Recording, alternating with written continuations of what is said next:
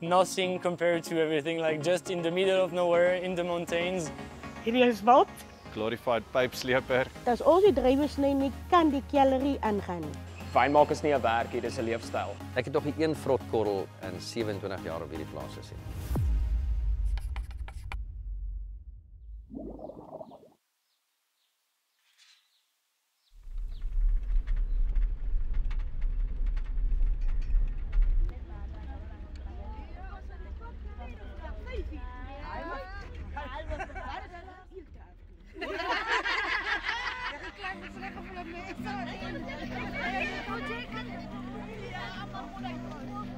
Môre almal. Vanmôre gaan ons die sirah sny. Soos julle kan sien, haal ons eers die blaartjies af. Haal alle blaartjies af. So kan jy sien waar jou alle mooi druiwe sit. Die omgewing waarin ek bly, dit is baie spesiaal vir ons. Dit is hoekom dit baie toeriste lok. Partykeer is dit met taf, is warm in die son, maar ons druk deur. My geheim is om oggende op te staan en om te gaan stap om die vars lug in die oggend diep in te asem in die longe in. As daar toekennings gegee word aan Cederberg-kellers, dan voel ons werkers baie trots. En ons kry altyd 'n klop op die skouer. So dit is hoekom hierdie plek is baie spesiaal en dit lê baie na in ons harte.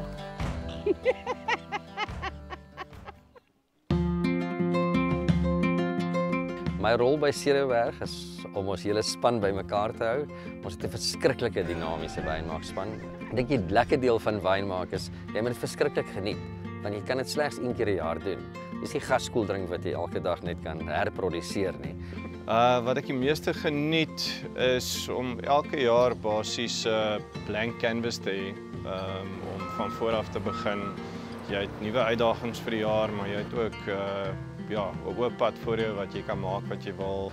And welcome to our headquarters. This is both our lab, where we do all our planning for the harvest, as well as catch that sneaky coffee, and then this beautiful view of the Cederberg Mountains behind me. So ons het hierdie tafel, dit is 'n vibreertafel en wat hy doen is hy skud basies alles uit wat ons nie in die wyn wil hê nie. So al die onderryp korreltjies, hierdie groen goedjies wat nooit behoorlik geset het nie.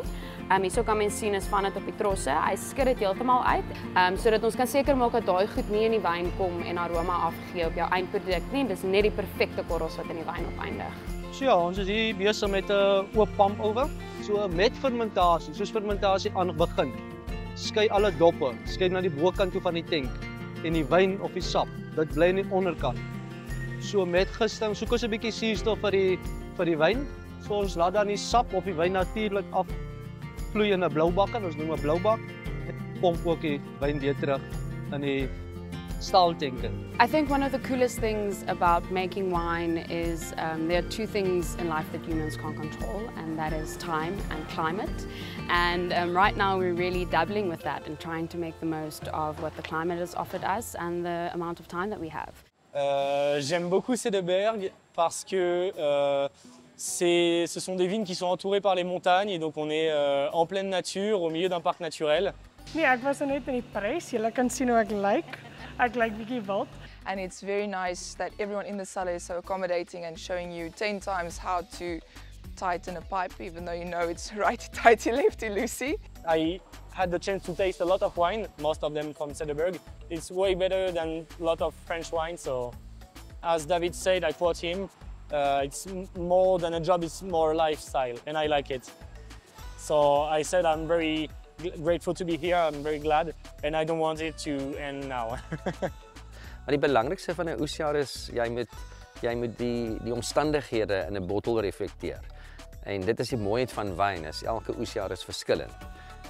Dit is 'n kombinasie van grond, van temperatuur, van ambiance, van die bietjie vibe in die kelder. En dit is hoekom ons wyn drink, is regtig waar om refleksie van die site te reflekteer.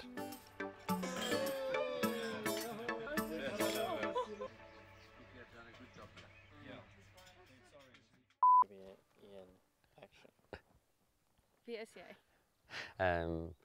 Maar jy moet nie lag nie. Okay. So my rol in Cederberg, partykeer weet ek self nie. Ja, sorry. Oh, sorry, it's vlieg. We get to optimize the time that the grapes are ripening with the spy lane. Daar van Pretoria / Johannesburg.